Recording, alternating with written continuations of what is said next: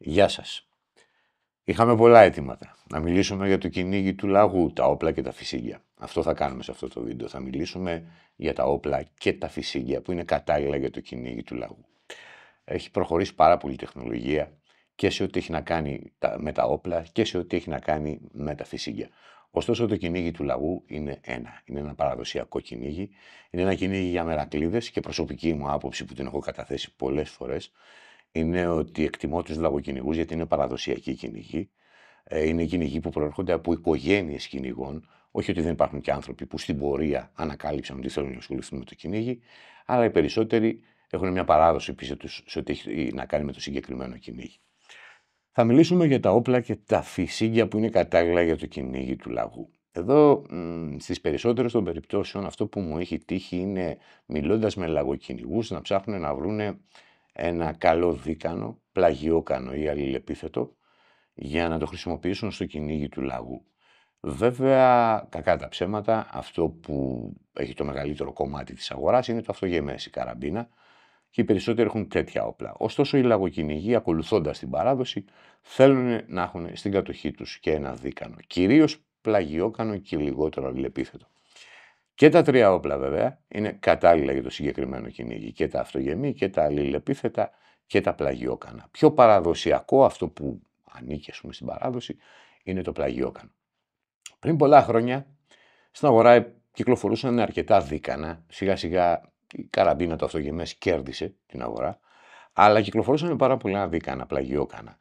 Έτσι τα περισσότερα όπλα που βλέπουμε να υπάρχουν σήμερα παλιά είναι κάποια γαλλικά όπλα, είναι ρώσικα, πάρα πολλά ρώσικα όπλα, τα Baikal, είναι βέλγικα όπλα, είναι ανάλογα με το τι έφερναν οι εταιρείες. Ιταλικά, ισπανικά, γενικότερα υπήρχε ανταγωνισμός και τότε στην αγορά και πολλοί έφερναν όπλα.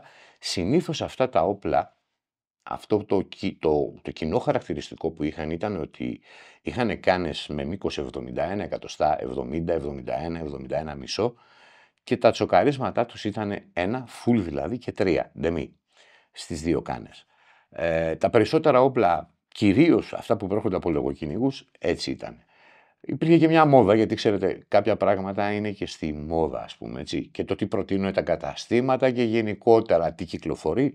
Υπήρχε μια μόδα, λοιπόν, και περισσότεροι έπαιρναν τα όπλα τους με ένα τρία τσοκάρισμα, ένα και τρία άστρα εννοώ, full και ντεμί, και με 71 πόντους κάνες σε μήκος.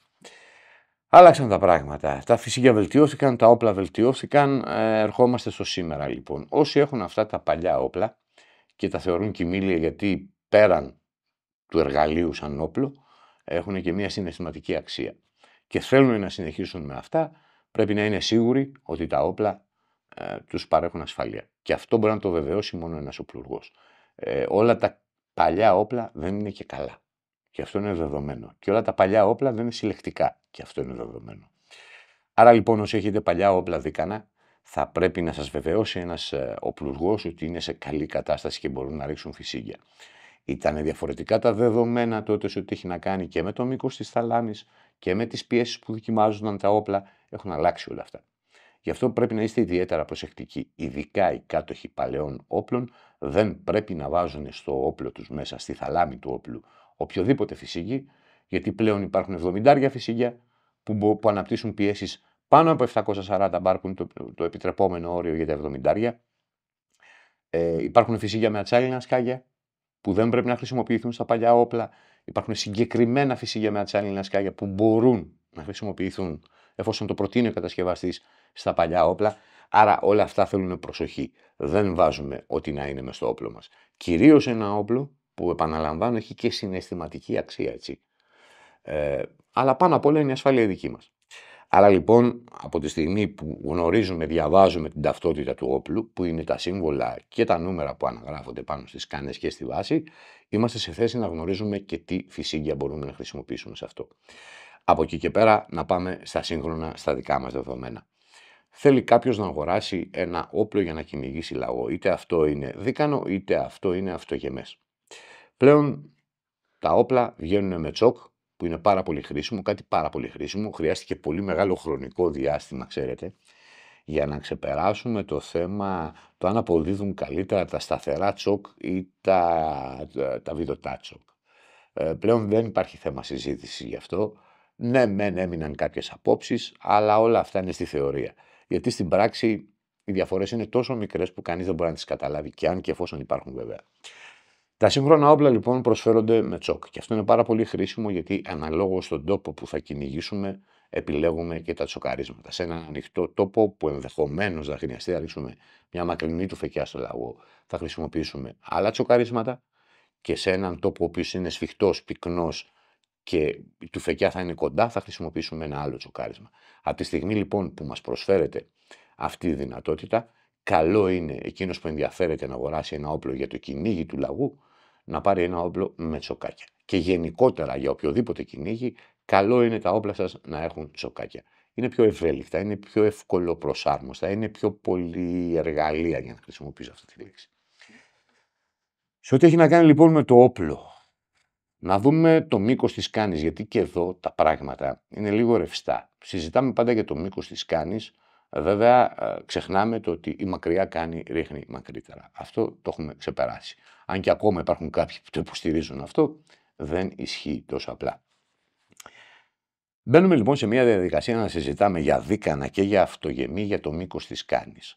Και λέω το εξής: αν πάρουμε ένα όπλο αδρανείας με 61 ποντικάνη και το βάλουμε σε ένα όπλο αερίων που λειτουργεί με αέρια αυτογεμές με 71 ποντικάνη, έχουν το ίδιο συνολικό μήκος, γιατί η αδράνεια έχει πιο μακριά βάση. Εάν δίπλα σε αυτά βάλουμε ένα 76 δίκανο, θα έχει το ίδιο μήκος με αυτά, γιατί έχει πολύ πιο κοντή βάση. Καταλαβαίνετε λοιπόν ότι το μήκος της κάνης, ναι μεν είναι κάτι που το συζητάμε και λέμε ότι στο λαγό το καλύτερο μήκος κάνης είναι 71, ναι, σε ποιο όπλο το 71 το καλύτερο μήκος κάνης? Σε ένα αυτογεμές αερίων, σε ένα αυτογεμές αδρανείας ή σε ένα δίκανο? Από την άλλη πλευρά, αν το δίκανο κατέβει κάτω από τους 71 πόντους, αρχίζει και γίνεται και αισθητικά άσχημο. Ναι μεν τα όπλα για την μπεκάτσα, ναι μεν 66, ναι μεν 61, αλλά δεν είναι όμορφα. Από την άλλη πλευρά, πρέπει να κοιτάξουμε το ζύγισμα. Εάν κάποιος πάει να πάρει ένα δίκανο, θα το πάρει γιατί έχει δύο διαφορετικές δυνατότητες άμεσα, δηλαδή έχει δύο διαφορετικά τσοκαρίσματα, μπορεί να ρίξει κοντά και μακριά ή το αντίστροφο μακριά και κοντά, αν έρχεται το θύραμα πάνω του. Αν έχουμε ένα αυτογεμές, έχουμε μία κάνη και με αυτή ρυθμίζουμε, συνήθως οι περισσότεροι ρυθμίζουν τις αποστάσεις. Αν δηλαδή ρίξουν την πρώτη κοντά, τη δεύτερη πιο μακριά και την τρίτη ακόμα πιο μακριά, το ρυθμίζουν με το μέγεθος των σκαγιών. Το τι όπλο θέλει να πάρει ο καθένας, δεν θα μπορούσα να μπω στη λογική ότι καλύτερο είναι να πάρει κάποιος ένα δίκανο ή καλύτερο είναι να πάρει κάποιος ένα αλληλεπίθετο, και αυτό δίκανο είναι, ή να πάρει ένα αυτογεμές. Αυτό είναι καθαρά θέμα δικής σας επιλογής. Εκείνοι που θέλουν να πάρουν ένα δίκανο, είτε αυτό είναι πλαγιόκανο είτε είναι αλληλεπίθετο, το μόνο που μπορώ να πω είναι ότι ναι μεν τα πλαγιόκανα είναι κλασικά παραδοσιακά, αυτά είναι τα δίκανα, αλλά από την άλλη πλευρά η τεχνολογία και η αγορά έχει φέρει το αλληλεπίθετο πιο πάνω σε τι? Όχι σε καλύτερη ποιότητα τουφεκιάς, ούτε σε καλύτερη ποιότητα κατασκευής. Απλά επειδή είναι ένας τύπος όπλου που πουλιέται περισσότερο, έχει και καλύτερη τιμή συγκριτικά με το πλαγιόκανο του παραδοσιακό. Τα πλαγιόκανα δεν έχουν μεγάλες πωλήσεις, σε αριθμό πωλήσεις, και αναγκάζονται κατασκευαστές εισαγωγής και γενικότερα τα μαγαζιά που πουλάνε να έχουν υψηλές τιμές που ενδεχομένως κάποιες φορές να μην αντιστοιχούν στην ποιότητά τους.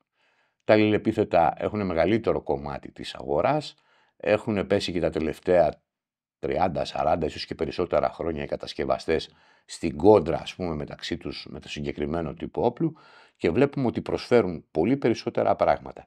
Σε ό,τι έχει να κάνει με το αλληλεπίθετο, εκεί μπορούμε να βρούμε ένα όπλο σε καλή τιμή που αυτά που προσφέρει είναι υψηλότερα από την τιμή που πωλείται. Στο δίκανο δυστυχώς δεν συμβαίνει αυτό, γιατί έχει μικρή παραγωγή πλέον και αυτό βέβαια προέρχεται από τη μικρή ζήτηση που υπάρχει στην παγκόσμια αγορά. Αυτογεμές. Εδώ η κόντρα είναι πάρα πολύ μεγάλη, γιατί αν κοιτάξουμε την ελληνική αγορά και μόνο την ελληνική αγορά, βλέπουμε ότι κρατούν τα σκύπτρα των πωλήσεων, είναι τα όπλα με τις μεγαλύτερες πωλήσεις και οι περισσότεροι επιλέγουν τέτοιου τύπου όπλα. Αυτό το λέει η αγορά, αυτό το ρυθμίζει ο κόσμος που αγοράζει, δεν επηρεάζονται από κάποιον. Αυτό έχει συμβεί, έχουν προχωρήσει, έχει εξελιχθεί τεχνολογία, έχουμε όπλα αδρανείας, αερίων. έχουν εξελιχθεί τα πράγματα, ο κόσμος πάει προς τα εκεί. Δεν έχει λοιπόν πολύ μεγάλη σημασία και δεν ήταν σωστό να προτείνω από την πλευρά μου τον τύπο του όπλου που θα πρέπει να επιλέξετε για να κυνηγήσετε λαγό. Θα μπορούσε κάποιος να χρησιμοποιήσει και ένα μονόκανο. Γιατί όχι. Οι πιο παραδοσιακοί, αν θέλουν να πάνε στο δίκανο, εκεί θα πρέπει να κάνουν κάποιους... είναι μια γενικότερη φιλοσοφία που θα την αναλύσουμε στην πορεία των πραγμάτων. Αυτά σε ό,τι έχει να κάνει με τα όπλα. Τώρα, αν η κάνη θα έχει μήκος 66, 71, το 76 το βλέπω πάρα πολύ τραβηγμένο για το κυνήγι του λαγού. Νομίζω από το 66 μέχρι το 71, αν μιλάμε για δίκανα και για αυτογεμή, ότι είμαστε μέσα στα πράγματα. Τώρα, 66, 68, 71, δεν θα έχετε κάνει λάθος επιλογή ότι να επιλέξετε μέσα σε αυτό το φάσμα μήκους κανόν. Και βέβαια εξαρτάται και από τον τύπο του όπλου. Προσωπικά δηλαδή, αν έπαιρνα ένα πλαγιόκανο ή ένα λεπίθετο για το κυνήγι του λαγού, θα το έπαιρνα 71. Αν έπαιρνα μια καραμπίνα με αδράνεια, αυτογεμές με αδράνεια, θα το έπαιρνα 66. Αν έπαιρνα μια καραμπίνα αέριων, θα είχα ένα πρόβλημα αν θα την πάρω 66-71. Αυτό είναι όλο, για να το πω απλά.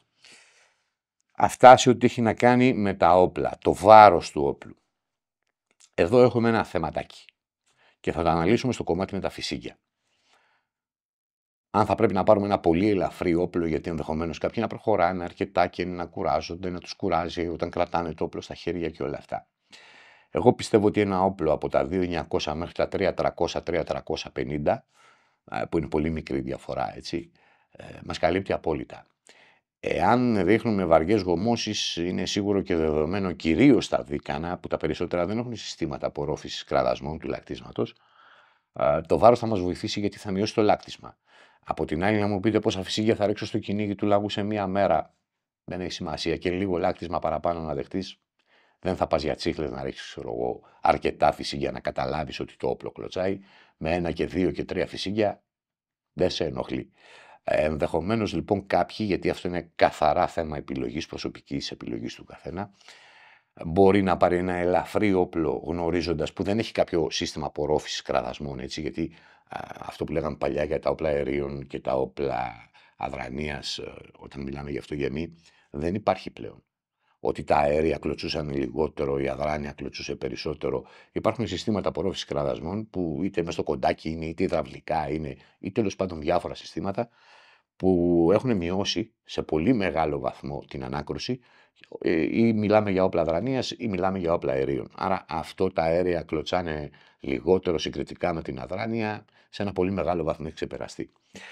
Αλλά αυτό που πρέπει να επιλέξει ο κυνηγός είναι ποιο.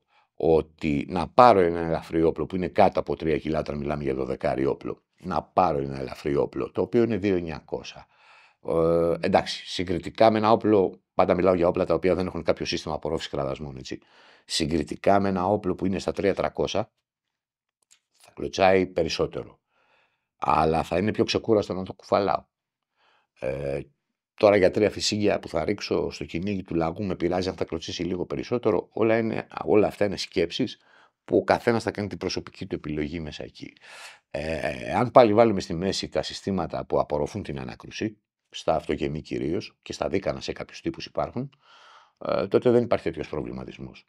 Γιατί ό,τι και να πάρετε, όσο ελαφρύ και να είναι, βέβαια σε μια λογική του 2.900 ας πούμε και πάνω, έτσι, 2.800 και πάνω, με τόσα λίγα φυσίγγια και με ένα σύστημα που απορροφά το λάκτισμα, δεν θα έχετε πρόβλημα.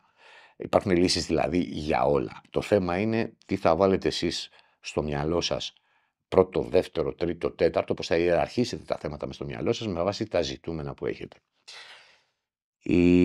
Τα όπλα τα οποία ρυθμίζετε το κοντάκι, κυρίως στα αυτογεμή και σε λίγα αλληλεπίθετα κυρίως, είναι μια καλή λύση γιατί θα μπορείτε να προσαρμόσετε το όπλο πάνω σας. Υπάρχουν κάποιες ιδιαιτερότητες στο κυνήγι του λαγού, κυρίως αυτές εντοπίζονται στο pitch, στο κομμάτι που πατάει πάνω στο σώμα μας, γιατί είναι διαφορετικές οι κλίσεις όταν του φεκάμε ψηλά και διαφορετικές οι κλίσεις όταν του φεκάμε χαμηλά. Είναι και αυτό ένα θέμα ρύθμισης. Το pitch δεν ρυθμίζεται στα κοντάκια, ό,τι σύστημα και αν υπάρχει, οι κλίσεις δεν ρυθμίζονται. Το pitch ενδεχομένως, αν χρειαστεί να αλλάξει, να μας βοηθήσει ένας οπλουργός ή ένας κοντακάς αυτό, χωρίς να κάνει παρεμβάσεις πάνω στο όπλο, να κόψει, να ράψει. Γίνεται, υπάρχουν τρόποι που μπορεί να γίνει. Βέβαια είναι ένα πολύ εξειδικευμένο θέμα, γιατί έχει να κάνει με το πόσο γρήγορα ανεβάζουμε το όπλο στον ώμο, πού είναι το ζύγισμα του όπλου και πώς στέκεται το όπλο στον ώμο καλά, έτσι ώστε να μην κάνουμε διόρθωση. Δηλαδή, όταν θέλουμε μια χαμηλή τουφεκιά, πρέπει το όπλο να μείνει προς τα κάτω λίγο. Όταν θέλουμε μια ψηλή τουφεκιά, πρέπει το όπλο να πάει από μόνο του προς τα πάνω, να πατήσει το σώμα μας, ώστε να μην χρειαστεί να κάνουμε διόρθωση. Να το ανεβάσουμε, να το κατεβάσουμε.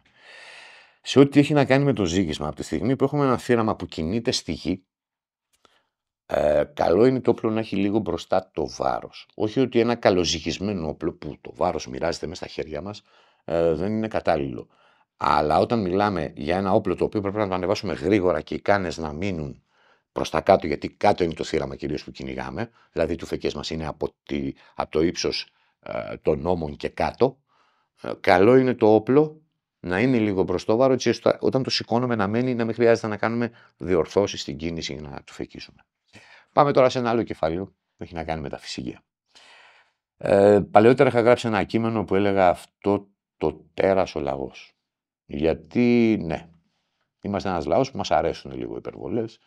Έχω δει στο κυνήγι να κυνηγάνε με τριάρια, με διάρια, με super magnum, με magnum το λαγό.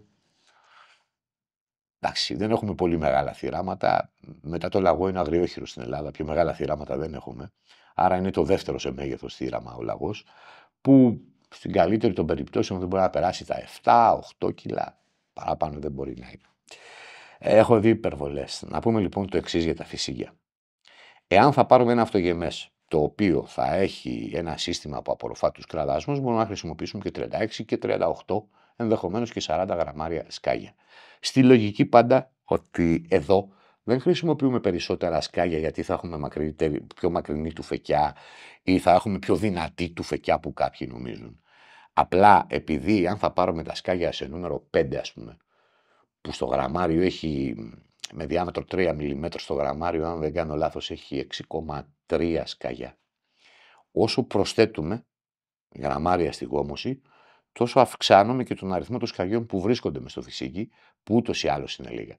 Με 6,3 στο νούμερο 5, ας πούμε, με 6,3 σκάγια στο γραμμάριο, κάντε το στον υπολογιστή σας, στο κομπιουτεράκι σας, να δείτε πόσα σκάγια έχει μέσα στα 32 γραμμάρια, στα 33 γραμμάρια, στα 36 γραμμάρια και πάει λέγοντας. Με 6,3 στο 4, με διάμετρο 3,25, τα θυμάμαι και όλα απ' έξω, αν δεν κάνω λάθος έχει 5,1 σκάγια στο γραμμάριο. Χρησιμοποιούμε λοιπόν πιο βαριές γομώσεις, δηλαδή αν θα συζητούσαμε για κυνήγι θυραμάτων, σύχλαση ή οτιδήποτε άλλο, θα λέγαμε ότι οι γομώσεις μέχρι τα 34 γραμμάρια μας υπερκαλύπτουν. Εδώ μιλάμε όμως για λαγό. Και αν μπούμε στη λογική ότι κυνηγέται με νούμερο σκαγιών 4, 5, 6, ενδεχομένως κάποιοι να χρησιμοποιούν και 3, εκεί είναι πολύ λίγα τα σκάγια και μπαίνουμε λοιπόν στη βαρύτερη γόμωση για να έχουμε περισσότερα σκάγια στον κύκλο. Έχει μια λογική αυτό. Υπάρχουν και όρια βέβαια και έρχομαι σε αυτό που έλεγα σε ό,τι έχει να κάνει με τα δίκανα και τα αυτογεμί στην αρχή. Θα μπορούσαμε να βάλουμε σε ένα δίκανο 40 γραμμάρια στη λογική του ότι θέλουμε λίγα παραπάνω σκάγια, γιατί ούτως ή άλλως είναι λίγα αυτά που είναι μες στο φυσίγγι. Θα μπορούσαμε, το όπλο δεν παθαίνει τίποτα. Τα όπλα είναι δοκιμασμένα, δεν παθαίνει κάτι. Η εμπειρία που θα παίρναμε εμείς ρίχνοντας με ένα όπλο 3 κιλά 12 δίκανο 40 γραμμάρια θα ήταν καλή. Μήπως αυτό μας επηρέαζε χωρίς να το καταλάβουμε και την επόμενη φορά όταν σηκώναμε το όπλο επειδή είχαμε φάει την κλωτσιά την καλή, κλείναμε τα μάτια ή το σφίγγαμε πάρα πολύ ή τέλος πάντων φοβόμαστε να τη φεκίσουμε. Υποσυνείδητα όλα αυτά. Γιατί είχαμε φάει την κλωτσιά τη γερή με τα 40 γραμμάρια. Αν έχουμε ένα αυτογεμές το οποίο έχει σύστημα που απορροφά τους κραδασμούς στο λάκτισμα, θα μπορέσουμε να ρίξουμε μια τέτοια γόμωση. Και πάλι λέω, όχι γιατί θα είναι πιο δυνατή ή θα πάει πιο μακριά. Στη λογική του ότι επειδή είναι λίγα τα σκάγια μέσα στο φυσίγγι θα μας αναπληρώσει, θα μας δώσει ας πούμε 6 σκάγια παραπάνω αν βάλουμε ένα γραμμάριο ή 12 σκάγια παραπάνω αν θα βάλουμε 2 γραμμάρια παραπάνω χρησιμοποιήσουμε φυσίγγια. Υπάρχει και κάτι άλλο.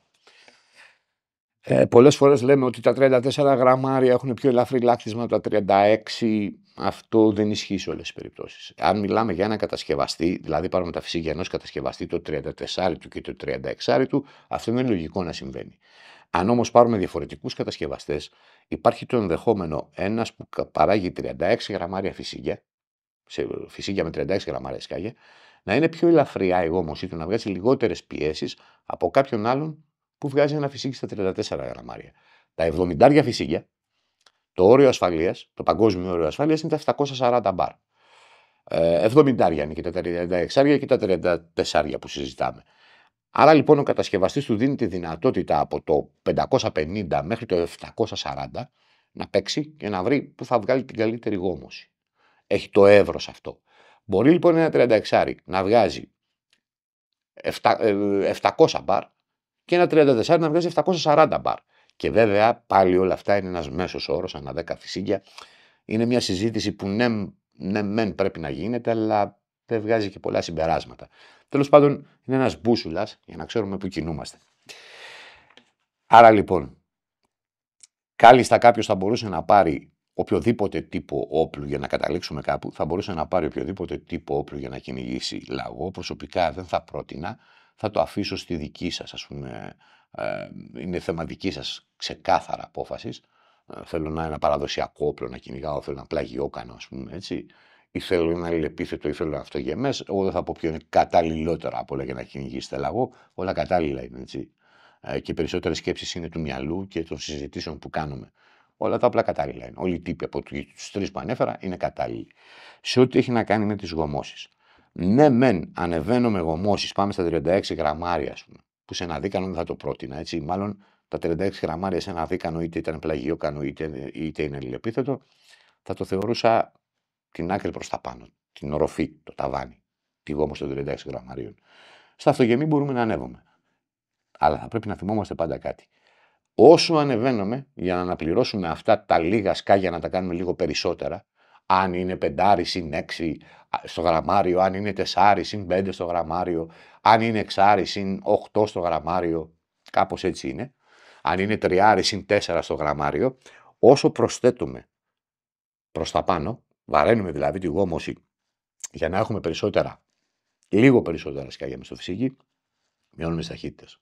Οι βαριές γομώσεις έχουν χαμηλότερες ταχύτητες συγκριτικά με τις πιο ελαφριές γομώσεις. Ένα 32 γραμμάρια φυσίγι, άσχετα με το τι σκάγια έχει μέσα, είναι πολύ πιο γρήγορο, σε ταχύτητες εννοώ, συγκριτικά με ένα 36 ή ένα 38. Θα πρέπει να το έχουμε και αυτό στο μυαλό μας. Καταλήγουμε λοιπόν, ένα όπλο, ανεξάρτητα τον τύπο, ακόμα και το μονόκανο, έτσι, μην το βγάζουμε απ' έξω, ένα όπλο το οποίο έχει βάρος από 2.900 μέχρι 3.300, 3.350 αν θέλετε, είναι κατάλληλο. Μία κάνει από 66 μέχρι 71 με τις προϋποθέσεις που είχαμε. Εάν χρησιμοποιείτε δίκανο, το ταβάνι των γομώσεων είναι τα 36 γραμμάρια, προσωπική εκτίμηση. Αν χρησιμοποιείτε αυτογεμή μπορείτε να ανέβετε σε παραπάνω γομώσεις. Να ξέρετε ότι όσο ανεβαίνετε μειώνει τη ταχύτητα. Αυτά σε ό,τι έχει να κάνει με το λαγό, ενδεχομένως να περιμένατε κάποιοι να πάρω θέση και να πω το δίκανο ή το αυτογεμές. Όχι. Τα πράγματα πλέον έχουν εξελιχθεί, έχουν έρθει σε τέτοια φάση, η τεχνολογία έχει προχωρήσει τόσο πολύ, που δεν θα ήταν σωστό, δεν θα άρμοζε βέβαια, έτσι, το να καταθέσω την προσωπική μου άποψη για το πώς θα ήθελα να κυνηγάω λαγό. Αυτό το κρίνει ο καθένας μόνος του και αυτό είναι και το ευχάριστο στο κυνήγι, έτσι, ότι ο κάθε ένας κυνηγάει με βάση αυτά που του αρέσει, αυτό που του αρέσει και έτσι όπως του αρέσει.